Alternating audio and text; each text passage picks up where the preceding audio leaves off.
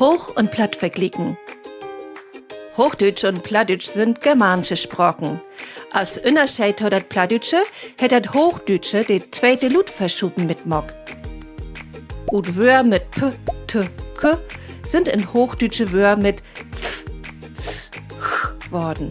Also und Wörter als Appel, Tit und Ich sind ob Hochdeutsch Apfel, Zeit und Ich worden. Und darum kann eine Nachricht per Chat so gut sein. Mein Liebste, ich dösbaddel Heffeler bin inköpen pur Sorgen vergeten. Ich krieg einen Rappel. Schatzi, du bist kein Dummkopf, das kenn ich. Einkaufen und Sachen vergessen. Verrückt werden brauchst du deswegen nicht. Was man nicht im Kopf hat? Müt man in de Beinen hem. Köpfst du da tonnöchst? Mach ich nachher oder lauf ich sofort los? Stracks loben, sinnig. Na dann halt in Ruhe. Was brauchst du denn?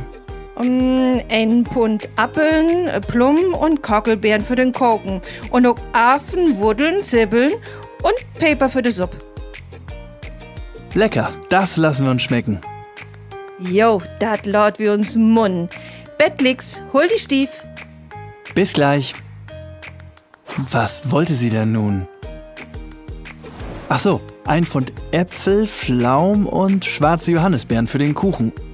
Und auch Erbsen, Möhren, Zwiebeln und Pfeffer für die Suppe. Schass mal sehen. Beide Sprachen sind so verschieden und doch so dicht beieinander.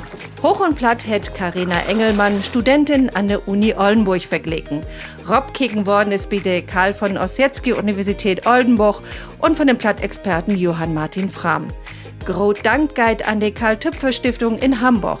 Und das Länderzentrum für Niederdeutsch in Bremen dankt für die Förderung durch die Beobdruckte von der Bundesregierung für Kultur und Medien. Die Infografiken kann sich jeden ankicken, runterladen und udrucken ob www.lzn-bremen.de. Kick mal in.